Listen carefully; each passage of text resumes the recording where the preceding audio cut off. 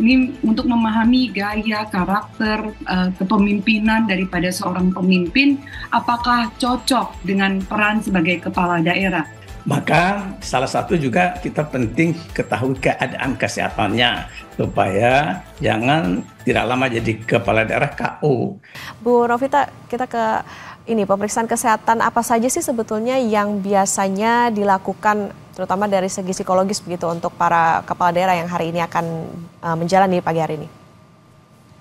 Baik, terima kasih Mbak Okta. Ini kalau bicara pemeriksaan kesehatan, kita bicara mental, saya fokusnya kepada mental karena kesehatan secara fisik mungkin sudah dilakukan dengan serangkaian tes gitu ya. Tetapi kalau fokusnya kepada tes kesehatan mental, saya melihat kalau sekarang pelantikan 18 sampai 19 Februari, waktunya apakah cukup untuk nanti hasilnya keluar? Karena cukup banyak mestinya. Kalau kita bicara tentang pemimpin, nah kita bicarain sebagai kepala daerah.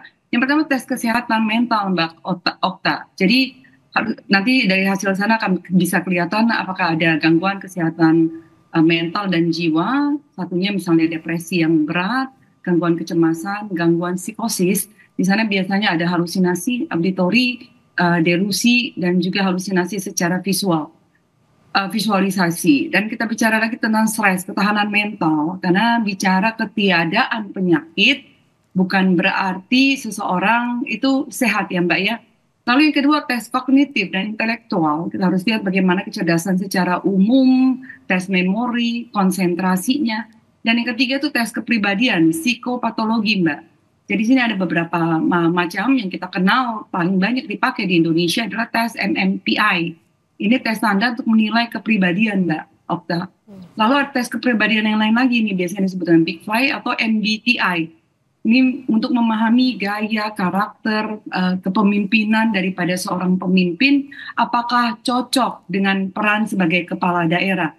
Nah, setiap daerah yang ada, ini punya ciri khas dengan kita, dengan suku yang begitu banyaknya, yang datang dari daerah lain biasanya untuk masuk tidak memahami kearifan lokal atau budaya daripada daerah tersebut.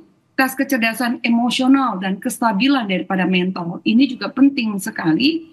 Bagaimana interpersonal kalau kita sebut sebagai kecerdasan, sejauh mana sih calon bisa memahami dan merespons daripada tadi yang kita bicara masyarakat lokal di mana yang akan dipimpin oleh seorang kepala daerah. Dan pengendalian diri, Mbak. Jadi bicara bagaimana manajemen emosi, reaksi impulsif dalam situasi yang sulit. Dan yang terakhir, paling penting, tes integritas dan moralitas.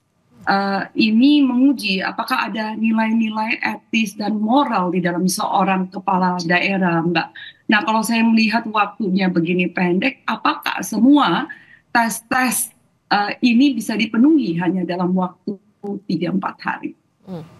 Oke, nah itu tadi Pak Prof Jo, apakah ini bisa dipenuhi begitu dalam waktu ini kan kalau dijadwalkan adalah hari ini dan juga besok. Nah kebetulan dan juga seberapa penting sebetulnya pemeriksaan kesehatan untuk kepala daerah terpilih ini?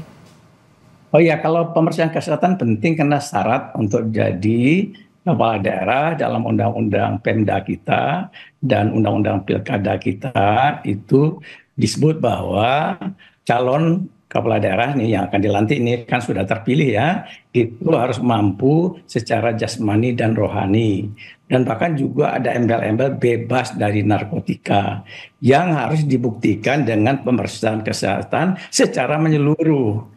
Jadi bukan kesehatan cuma sedikit saja ya, menyeluruh. Artinya tadi seperti uraian psikolog kita Mbak Novi itu banyak itu tes-tesnya. Nah kalau waktunya pendek, khawatirnya itu kurang lengkap ya. Nah jadi nanti kena dadakan dan juga kita agak heran kok di Dagri sih dilaksanakannya pemeriksaan kesehatan. Ya, mestinya tes-tes kesehatan itu di rumah sakit, misalnya gitu di RSPAD kah dan sebagainya. Jadi ini mungkin komentar saya bahwa kemampuan fisik atau jasmani dan rohani perlu karena kepala daerah itu Mbak Okta kerjanya itu boleh dikatakan 24 jam. Ya, jadi mulai pagi sampai bangun pagi lagi itu udah ada orang yang nungguin di rumahnya, di kantornya, dan di kantor pun juga hari-hari pekerjaan administrasi, banyak sekali manajerial, kemudian ke lapangan pekerjaan pengawasan, pembinaan juga banyak. Jadi larut malam sampai di rumah jam 11 malam itu udah ada tamu lagi yang nunggu itu. Saya pernah jadi penjabat gubernur ya, bukan gubernur beneran, cuman penjabat aja. Itu mengikuti ritme kayak gitu, kewalahan. Nah, maka salah satu juga kita penting ketahui keadaan kesehatannya supaya jangan tidak lama jadi kepala daerah KO. Begitu dia tidak sanggup menjalankan tugas selama 6 bulan berturut-turut, maka dia harus kita berhentikan. Nah, itu dalam aturan perundang-undangan juga. Begitu pentingnya kesehatan, arti kesehatan bagi seorang pemimpin.